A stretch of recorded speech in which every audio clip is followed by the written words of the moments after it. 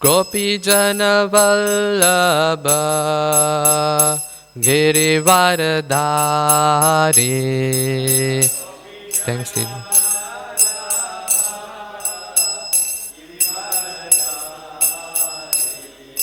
Yashodanandana Braja Jana Ranjana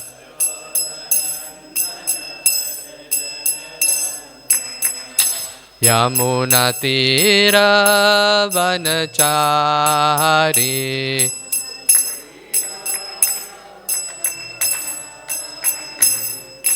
Jai Radha Madhava Jai Kunja Bihari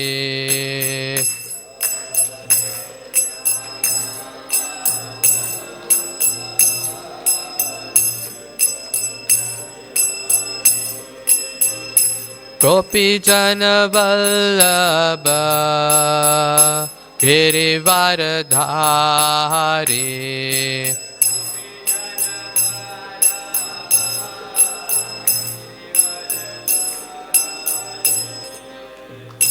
Yashodanandana Braja Jana Ranjana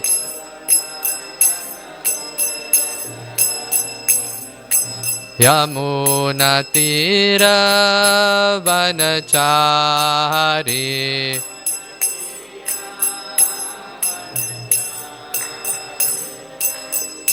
Jai Radha Madhava Jai Kunja Bihari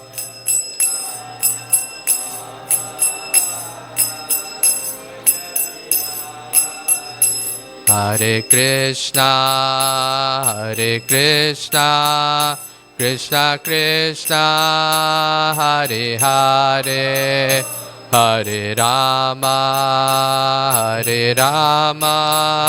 Rama Rama Hare Hare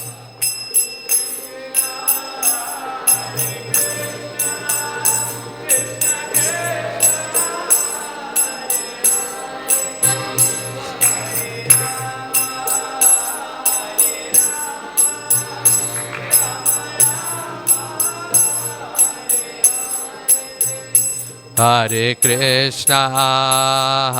Krishna Krishna Krishna Hare Hare Hare Rama Rama Rama Hare Hare Hare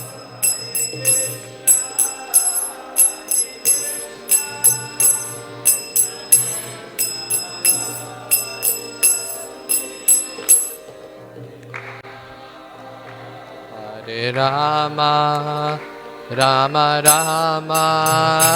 Hare Hare. Jai Shri Radha Nath ki jai, Giri Govardhan ki jai, Nitai Gaura Hari ki jai, Jai Srila Prabhupada ki jai. So, Hare Krishna devotees, welcome and thank you for joining us on a late, well not so late, but Monday evening. So, as we mentioned earlier, today is the start of Gita Jayanti. Hari Hari Bol. So, we'll be continuing every day with the class by one devotee, leading up to Gita Jayanti, which is on the 1st of December. So, today we will be discussing chapters 1 to 3.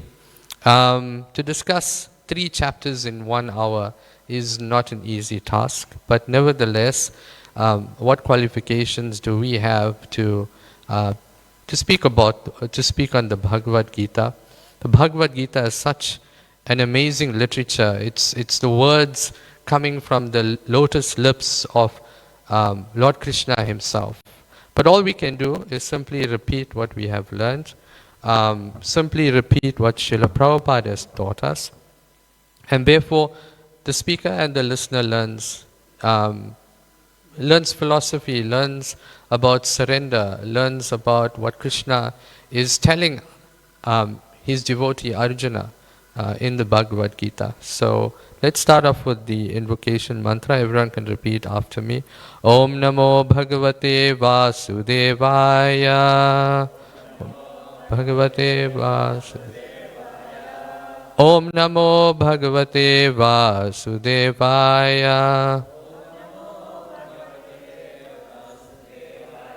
Om Namo Bhagavate Vasudevaya.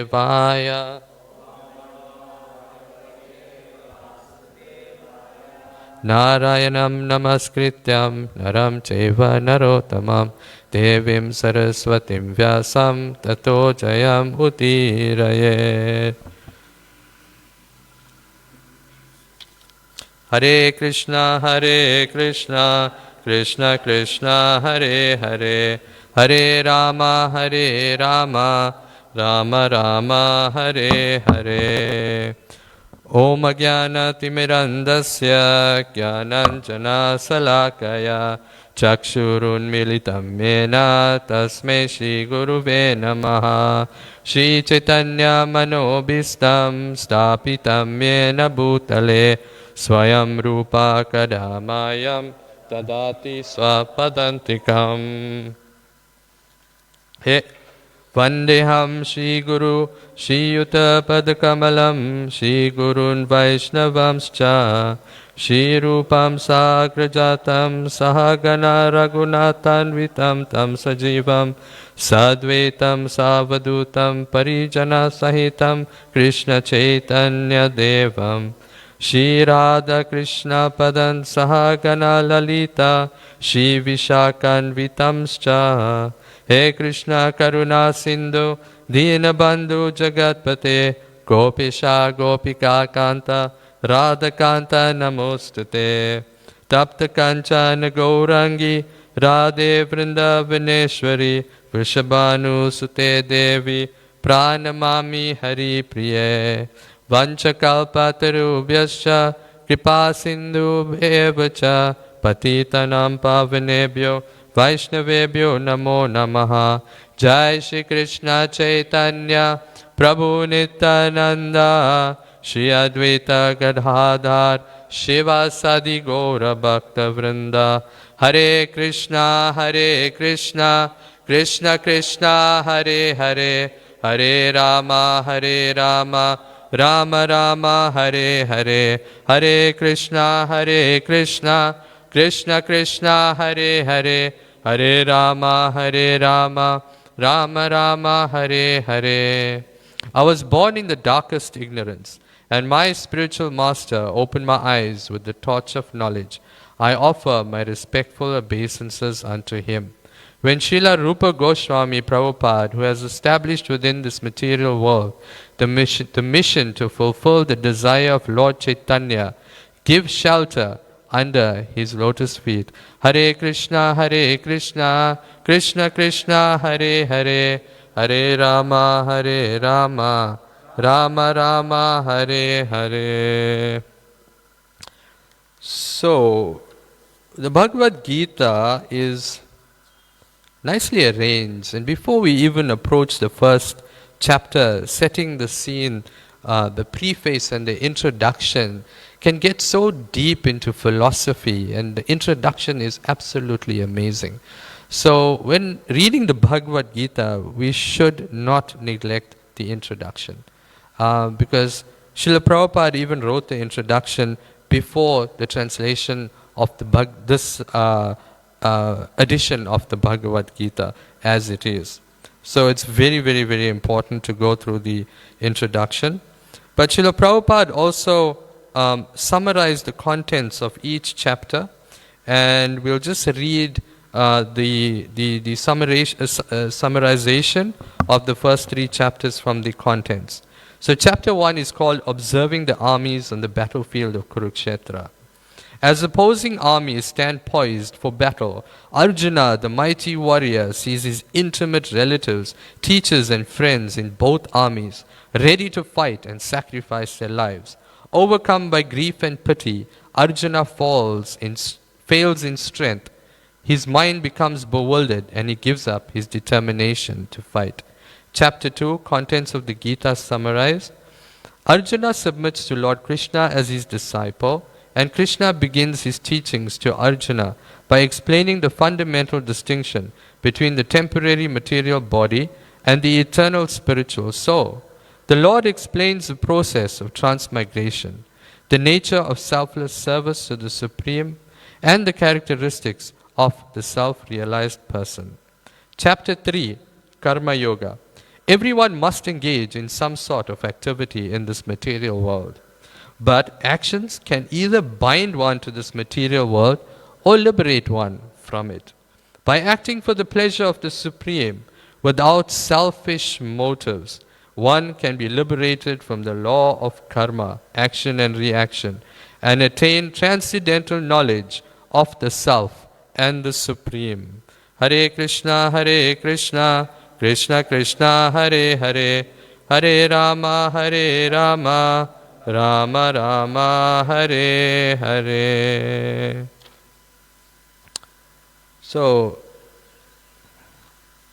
Bhagavad Gita is also known as the Gita Upanishad, and it is the essence of all Vedic literature.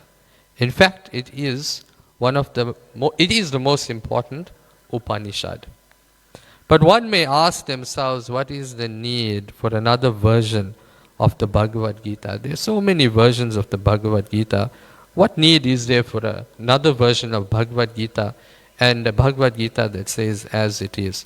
So Srila Prabhupada had mentioned that there was, when he was in America, there was this lady, an American lady, that asked Srila Prabhupada to recommend an English version of the Bhagavad Gita, an English translation of the Bhagavad Gita. But Prabhupada thought about it and realized that there's hardly any English translations, or virtually no English translations of the Bhagavad Gita in the Western world or even in Bharat that actually captured the spirit of Bhagavad Gita. Bhagavad Gita itself promotes the spirit of Bhagavad Gita. So Srila Prabhupada described it like, when you take medication, for example, on the label you have the directions of use, right? Now, if one has to listen to a friend, or if one has to listen to a family member who's not qualified, that you should take this medication in so and so way, will it have the desired effect? No, it won't, right? So we either take the medication based on the instructions on the label, or we listen to a physician or a doctor who's prescribed the medication. In the same way, the Bhagavad Gita and the direction as how to read the Bhagavad Gita or how to receive the supreme knowledge is given by Krishna himself in the Bhagavad Gita. And on virtually every single page of the Bhagavad Gita, Lord Krishna is referred to as the Supreme Personality of Godhead. What's the Sanskrit term? It says, Shri Bhagavan Uvacha. Just imagine that for a moment. Shri Bhagavan Uvacha. The Supreme Personality of Godhead said. These are words coming from the Supreme Personality of Godhead directly. And we are recipients of this knowledge. Bhagavan, the Sanskrit term Bhagavan does refer to anyone who is superior, because some of the devatas or the demigods are referred to as Bhagavan as well. So from this we can see that Bhagavan is indicating that Krishna is some great personality, but we understand that not only he is a great personality, but he is the Supreme Personality of Godhead. Okay? Arjuna was the recipient of the Bhagavad Gita, this knowledge of the Bhagavad Gita. Why? Well, there's two reasons. So there's two reasons for Arjuna being the recipient of the Bhagavad Gita. In the 4th chapter, Krishna says, I first spoke this knowledge to the sun god, Manu. Manu spoke, to Vivasvan, the sun god Vivasvan. Vivasvan spoke it to Manu. Manu spoke it to Ikshvaku. And in this way, this knowledge came down in disciplic succession over millions of years. Because how old is Vivasvan? Vivasvan is very old. He's here since the beginning of time. How long has the sun been in existence? And so it took millions of years before this knowledge actually disappeared. And so Krishna spoke the Bhagavad Gita to Arjuna because he wanted to re-establish this potent knowledge, the supreme secret. And he chose Arjuna to be the first in this lineage of receiving this knowledge. Why Arjuna? Because Arjuna was an Aryan. He was an Arya. He had noble qualities. And above and beyond that, because Arjuna was Krishna's dear friend and devotee. And therefore the Bhagavad Gita is actually meant for devotees. One has to be a devotee of Krishna in order to reap the full benefit of the Bhagavad Gita. So, devotee can also be a very relative term. So, as long as one is also very favorable towards Krishna, as long as one is not reading Bhagavad Gita in a very challenging spirit, as long as one is approaching Bhagavad Gita with an inquiring, humble mind, he can definitely gain a lot, or the full import of what Lord Krishna meant the Bhagavad Gita to be. So, as devotees sometimes we take the Bhagavad Gita for granted. For that matter, we take chanting for granted. And for that matter, we take Srila Prabhupada for granted. Our lives get so busy, our day-to-day activities, and as Kali Yuga advances, it's certainly not easy to earn an income, to manage a family, to lead a grihastha life. It's extremely difficult.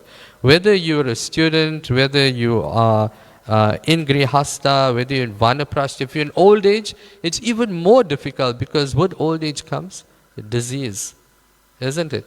So it becomes extremely difficult. So what we do sometimes is we read one shloka of the Bhagavad Gita just to say that, okay, we've read it, right? But unless and until we are willing to surrender to Lord Krishna and surrender to the knowledge of the Bhagavad Gita, we will not be able to reap the full benefit of the Bhagavad Gita. So as we mentioned that Arjuna was a recipient of the Bhagavad Gita, and Arjuna, what sort of relationship did Arjuna have with Krishna? I mentioned it earlier. Besides being a devotee, what type of relationship did he have with Krishna? We want to make this class interactive. Everyone that's sitting here are devotees. You'll all have read the Bhagavad Gita. So what sort of relationship did did Arjuna have with Krishna? Okay, I'll give you a clue, right? So there are 5 types of relationships you can establish with the Lord. Okay? There's one in a passive state, one in an active state, one as a friend, one as a parent, or one as a conjugal lover. Did Arjuna treat Krishna as his son? No. Okay, can we get some answers? I think everyone knows it, but you're just afraid to answer. Prabhu? Friend, well done. Round of applause. Hare Krishna. So Arjuna was a friend, okay? Now, in the same way, when one performs devotional service, we establish a direct relationship with Krishna. Immediately we establish a direct relationship. And we become Krishna's friend. In fact, he's the best friend. Why? Isn't when you have a best friend, what do? You confide in them, isn't it? They know all your deepest, darkest secrets. A true friend will be there to support you, isn't it? And who is there that knows every single thing about you? Your deepest, darkest secret, the worst thing you've ever done, even the best thing that you've ever done. Who is there? Not your mother or your father. In fact, they will be the last people to know what you've done, isn't it? So the friend that's there is a Super soul. The Lord is Paramatma. He's sitting here. He's observing all the activities that the spirit soul, the Atma, is performing.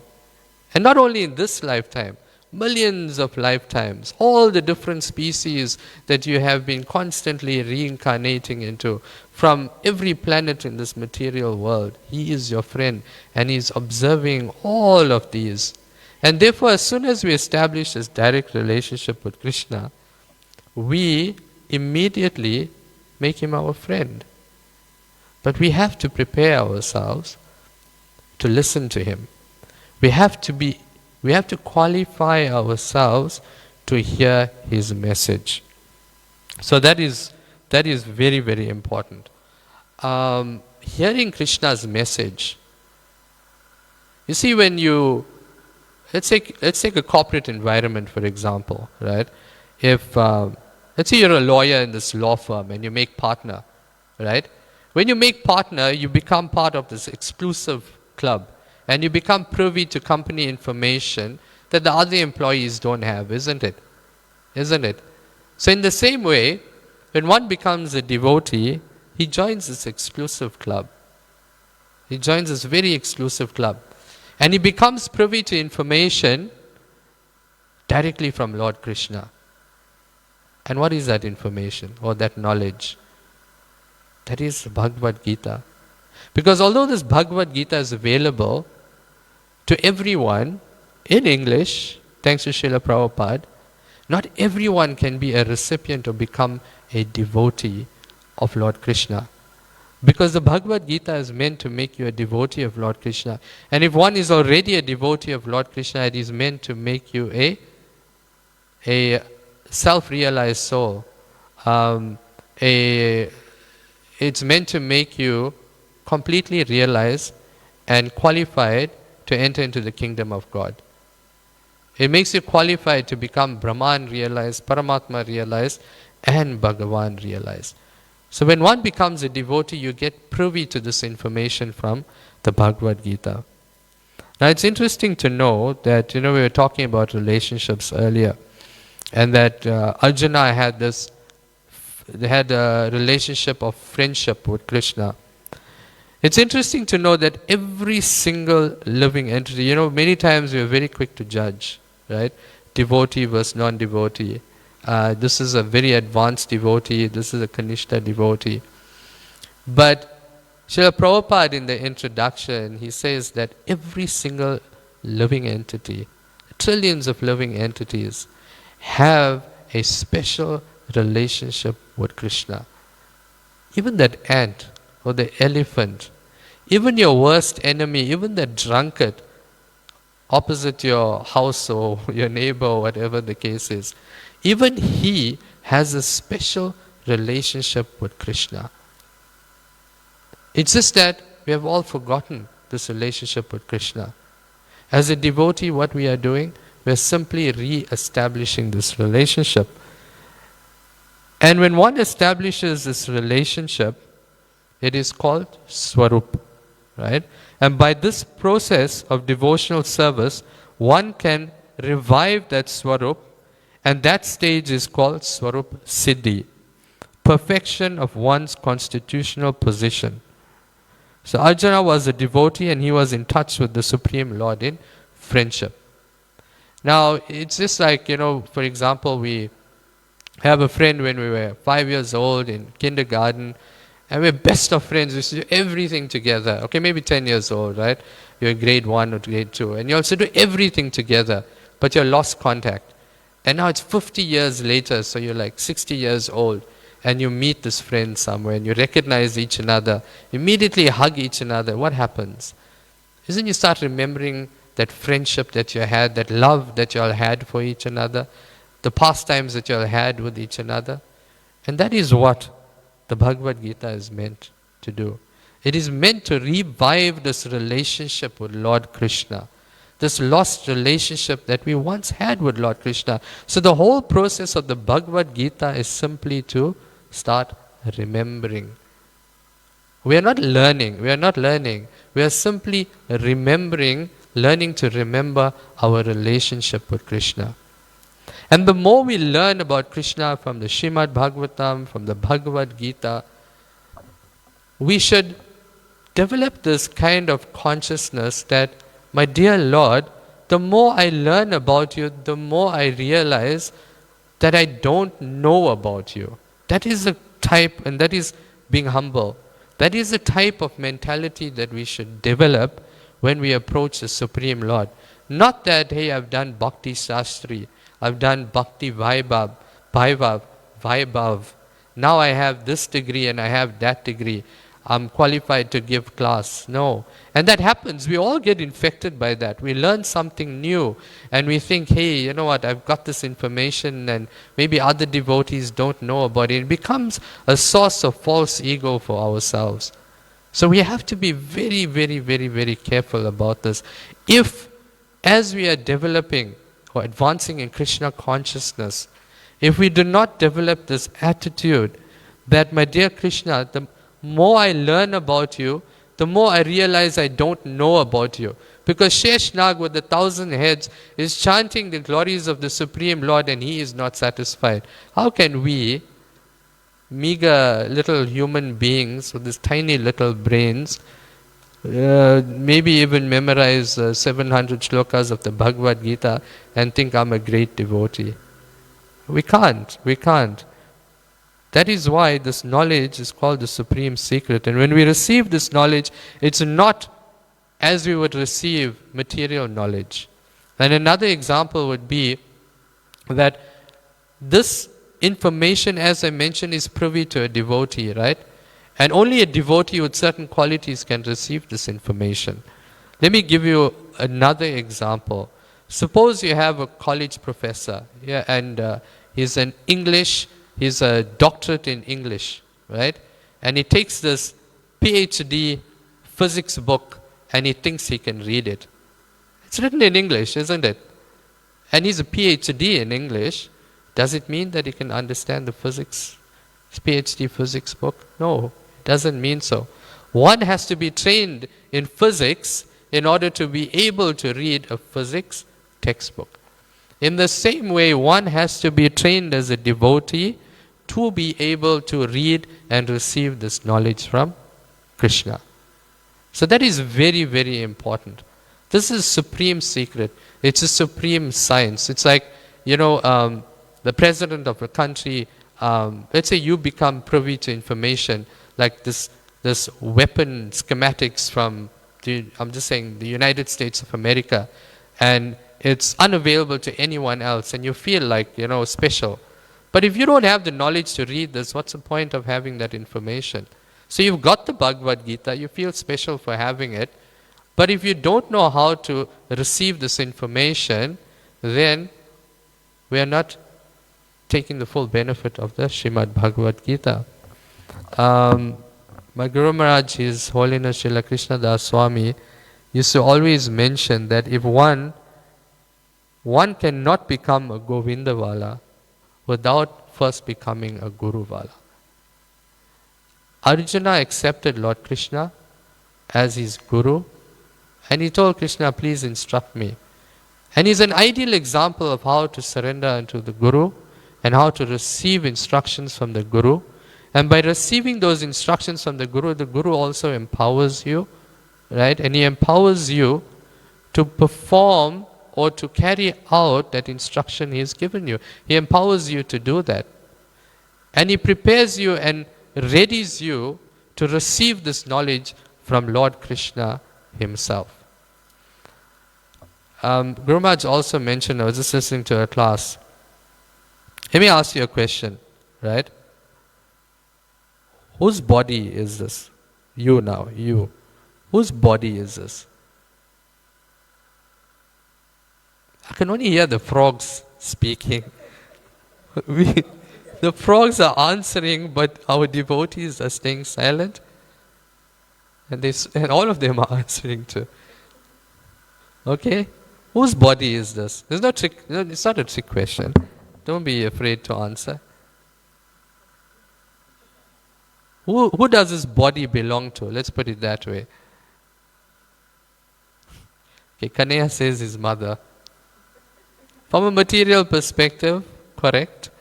But who does his body belong to? It doesn't belong to you. It belongs to Krishna. Who does his mind belong to? Not to you, to Krishna.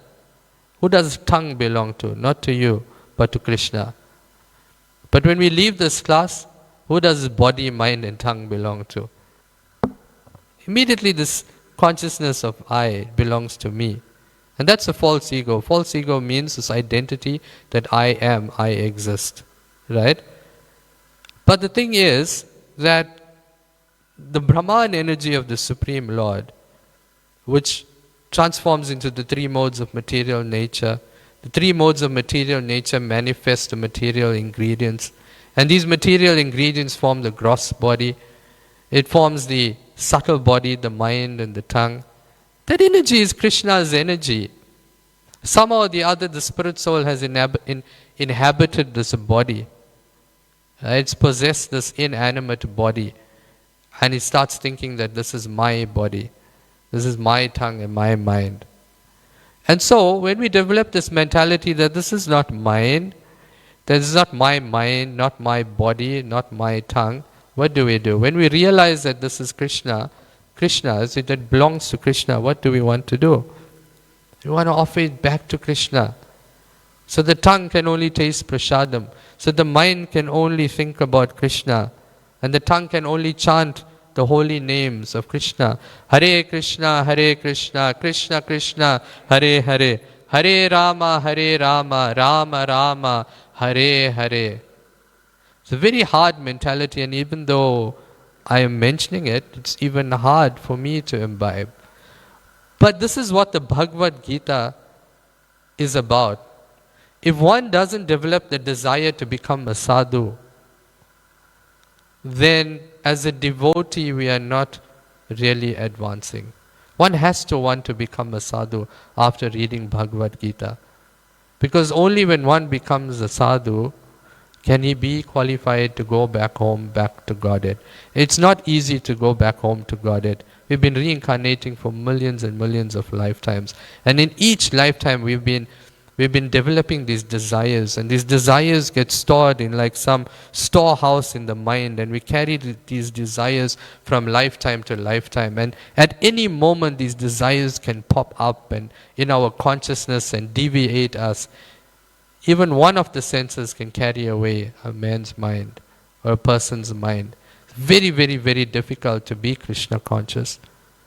But with faith in Srila Prabhupada and approaching the Bhagavad Gita in a very humble, submissive manner, we can qualify ourselves to receive this knowledge of the Bhagavad Gita. So that was meant to be an introduction.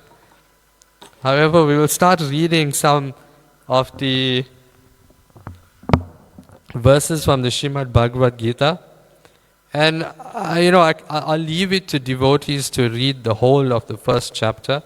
Obviously, we can't read, the entire first chapter, second or third chapter, but we'll just go through, some of the pertinent verses in the Bhagavad Gita. So, chapter 1 is called "Observing the Armies on the Battlefield of Kurukshetra."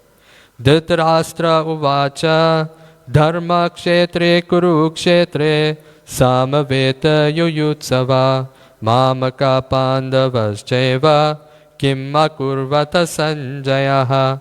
Dhritarashtra said, O Sanjaya, after my sons and the sons of Pandu assembled in the place of pilgrimage at Kurukshetra, desiring to fight, what did they do? Sanjaya uvacha dristavatu pandavanikam vyudan duryodhanastada acharyam upasangamaya Raja Vachanam Abravit. Sanjaya said, O king, after looking over the army arranged in military formation by the sons of Pandu, King Duryodhan went to his teacher and spoke the following words. Pashyetam Pandu Putranam Acharya Mahatim Chamum Vyudham Drupada Putrena Tava Shishyena Dhimata. O my teacher, behold the great army of the sons of Pandu, so expertly arranged by your intelligent disciple, the son of Drupada. Here in this army are many heroic bowmen equal in fighting to Bhim and Arjuna, great fighters like Yuyudhana, Virata and Drupada. So the verses go on with Duryodhan measuring the strength of both armies and Sanjaya speaking to Dhritarashtra. Dhritarashtra is wanting to know, what is happening on the battlefield of Kurukshetra. And in the first verse, it's interesting that this battlefield of Kurukshetra is known as Dharmakshetra. It's a place of pilgrimage.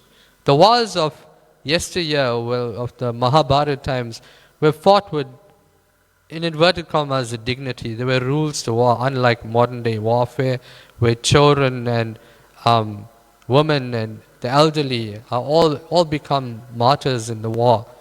In those days, it was only warriors, people of the Kshatriya clan that would fight. And if they lost their lives, they would reach higher planets. Some of them may even be liberated. Even at sunset, they would put down their arms. If a person didn't have a weapon, the opposing fighter is not allowed to attack this person. There were these rules. And that is why when Ashwatthama killed the 5 sons of Arjuna, they were sleeping, and that was unheard of. It was just completely adharmic. To do something like that was completely unheard of. And these things only happen in Kali Yuga. So then Duryodhan goes on and they measure the strength of both armies. And then eventually Arjuna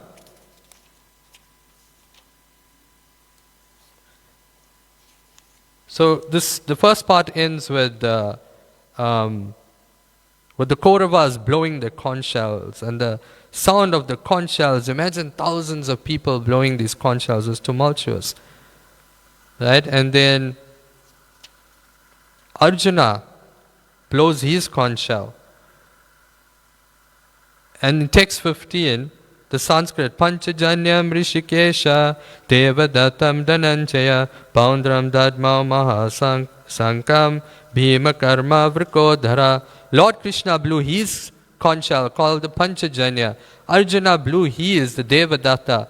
And Bhim, the ferocious eater and performer of Herculean tasks, blew his terrific conch shell called the Paundra. So can you imagine being present on this battlefield?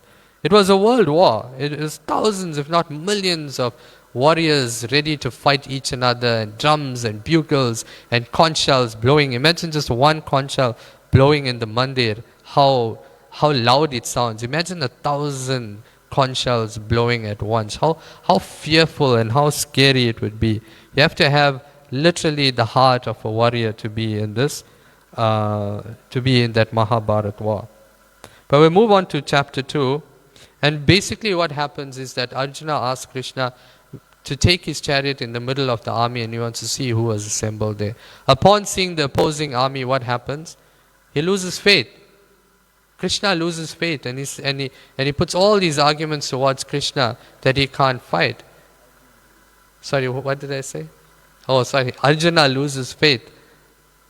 He said that his bow is slipping from his hand, his hair is standing on end. Now this is unbecoming of an Arya, or a person who knows the value of life, right? And so chapter 2 continues with Sanjaya saying, seeing Arjuna full of compassion, his mind depressed, and his eyes full of tears, Madhusudana, Krishna, spoke the following words. Shri Bhagavan Uvacha Kutastva Kashmalam Midam Vishame Samupashtitam Anarya Justam Asvargyam Akirti Karam Arjuna. The Supreme Personality of Godhead said, my dear Arjuna, how have these impurities come upon you? They are not at all befitting a man who knows the value of life. They lead not to higher planets, but to infamy. So often we expect we go through so much in life, and we expect our spiritual teachers, our Guru Maharajas, and our spiritual elders to console us and say, "Beta, it will be okay. I'm so sorry you are going through this," etc., etc. But here, Krishna is telling Arjuna, "Kutastva kashmalam idam." Where from have these impurities come upon you? They're not at all befitting a man who knows the value of life. They lead not to higher planets but to infamy. Krishna is reminding Arjuna that you're an Aryan. But Krishna is also a trickster. Krishna engages Yoga Maya power to put Arjuna into this dilemma, and then Krishna is asking, where from have these impurities come upon you? But for the purposes of speaking the Bhagavad Gita to Arjuna, and for us to receive this knowledge, Krishna put Arjuna in this Yoga Maya. O son of Pritha, do not yield to this degrading impotence. He's calling Arjuna impotent. That's a heavy word.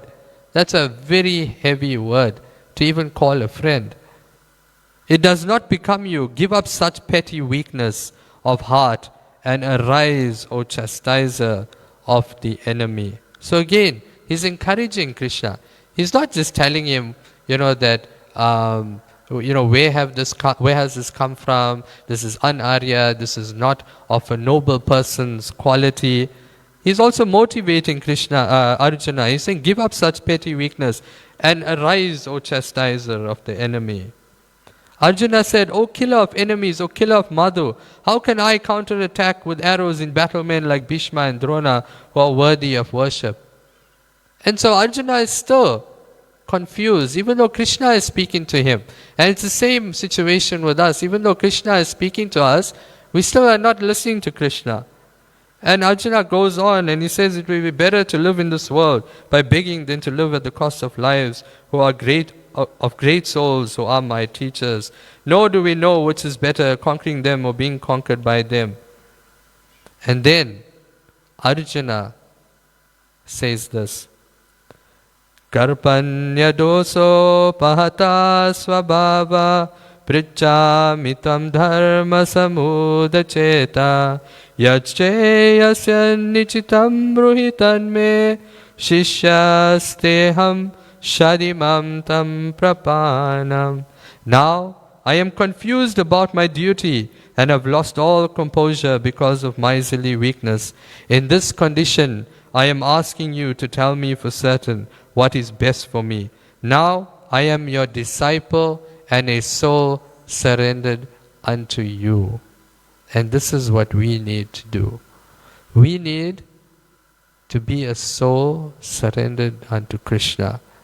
But what are we doing? We are not willing to give everything, our mind, our body, and our spirit. And if we have any favor or any good karma, and if Krishna shows us any favor, then every single thing that we have will be taken from us. The only time one can actually become surrendered to Krishna is when he takes away all his material wealth, when he takes away all his possessions, and a devotee is down to nothing but absolutely zero. Because only in this state can we become detached. As devotees, we try to detach ourselves every day, isn't it? We tell ourselves we shouldn't be doing this, we shouldn't be doing that, isn't it? Hare Krishna? Am I right? As devotees, we try and convince ourselves not to do certain things, isn't it? But somehow or the other, we continue doing it. The mind can be your best friend or your enemy as well.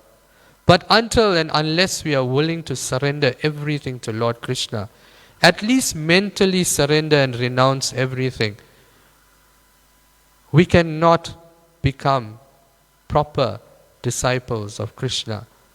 We have to be able to surrender everything. And if we don't, then Krishna will do it for us. We have to hit rock bottom. Only when we hit rock bottom, and as a devotee, we should be willing to do that. Where every possession, your family, your mother, your father, your children, your car, your wealth, your money, your house, everything, and eventually even your body is taken away from you. But we don't want to wait for that day when our body is going to be taken away from us to surrender unto Krishna, to properly surrender unto Krishna. Isn't it? We don't want to wait for that day. We want to do it now. And as Queen Kunti prayed, she said, "My dear Lord, let the calamities come again and again." Because only when these calamities come again and again, that is the only time we can think of Krishna clearly. Otherwise, we teeter between material and spiritual. In any way, we are the marginal energy of the Lord. We are spirit souls. And when the spirit soul becomes embodied, we become these living entities. So we are the marginal energies of the Lord, and we keep hovering between the two states as devotees. But as soon as one becomes Brahman realized, as soon as one realizes that absolutely everything is the energy of Lord Krishna. Take vegetation for example. We offer this to the Lord and it becomes Mahaprasad, isn't it? That vegetable that was once living now is dead essentially and is now offered to Krishna, becomes worshipable. How is that possible? Because it's not even a living entity. Because every single thing in this material universe comes from Krishna's energy. And that separated energy of Krishna becomes manifested as this material world. And so when we take anything and we offer it back to Krishna, that becomes Maha. That becomes spiritual.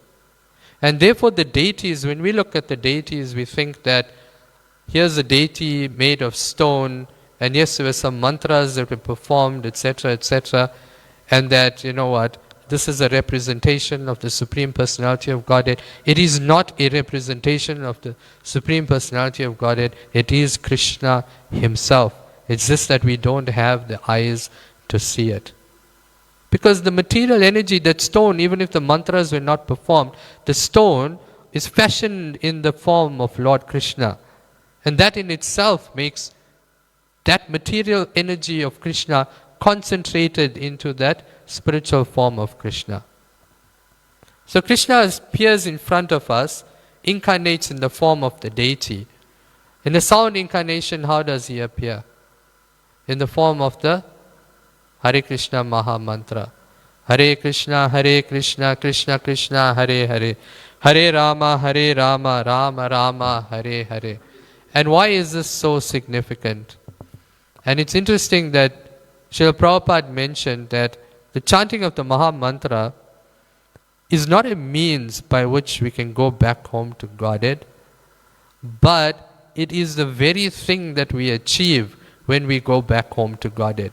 So the special feature of Sri Chaitanya Mahaprabhu is that he took that very thing, the very essence of the spiritual world or the activities of the spiritual world, and he gave it to us as the means by which we can achieve that.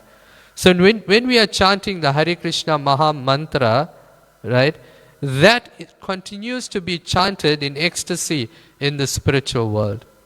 And we can experience some of that ecstasy when we learn to surrender unto Krishna, as Arjuna is surrendering unto Krishna here. Now I am confused about my duty and have lost all composure because of miserly weakness. In this condition I am asking you to tell me for certain what is best for me. Now I am your disciple and a soul surrendered unto you. Please instruct me. Arjuna was willing to give up everything. He was willing to give up this kingdom that he would have attained after winning the battle. He's willing to give up his life for Krishna. Are we willing to do that? Are we willing to give our necks for Krishna?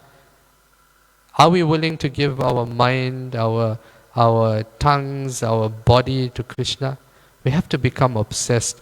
We have to become completely surrendered. We have to allow ourselves to be taken down to the lowest point, and we have to surrender to Lord Krishna's material energy, in the sense, that we constantly making these arrangements, right? Constantly making arrangements to improve our lives.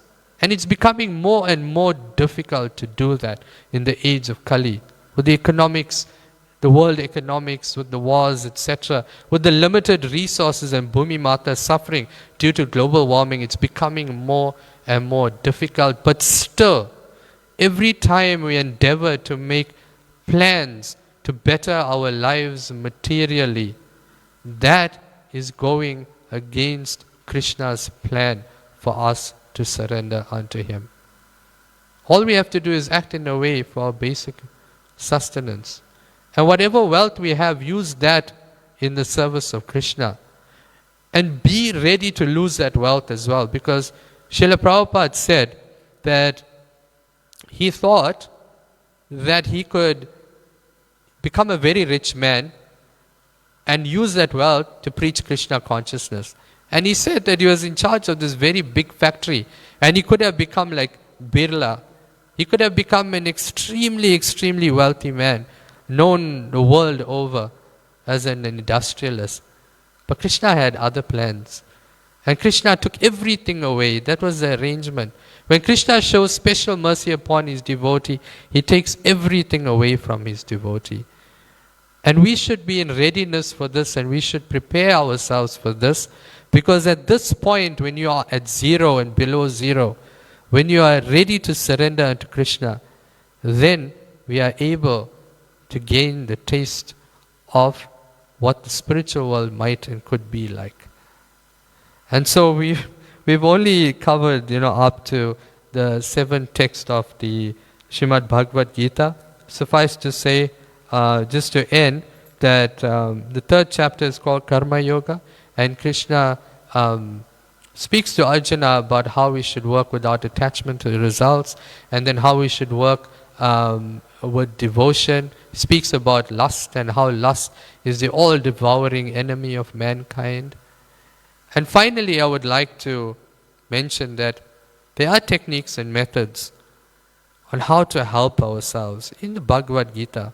Because, in that shloka where it mentions that the mind can be your best friend or your enemy as well, Srila Prabhupada says that at least if we accept ourselves as a subtle body, the mind can become your best friend. And when your mind becomes your best friend, then it becomes easy to endeavor in this path of Krishna consciousness. Subtle body is made of the mind, the intelligence, and the false ego. The mind is made up of the 3 modes of material nature. And the intelligence is that part of the living entity that's the closest to the soul. So if we learn not to suppress, but to silence the mind, even silence is the wrong word. But when we become aware that the mind is, that the 3 modes of material nature is actually acting through the mind, when we become simply aware of this, then we become aware of the intelligence, and then the intelligence starts to guide the living entity. And when the intelligence guides the living entity, the intelligence will only guide the living entity on the path of Krishna consciousness. So devotees, thank you for listening. This concludes the first day of Gita Jayanti. Tomorrow, please join us again for the second part. The chapters being discussed will be chapter 4 to chapter 6. So please join us, devotees, for each day in the week, and culminating with Gita Jayanti on December 1st. Does anyone have any questions or comments? Shan had a question, but we'll leave that for later. Thank you, devotees, for joining us. Hare Krishna, Krishna Krishna, Hare Hare, Hare Rama, Rama Rama, Hare Hare. Jai Srila Prabhupada ki Jai.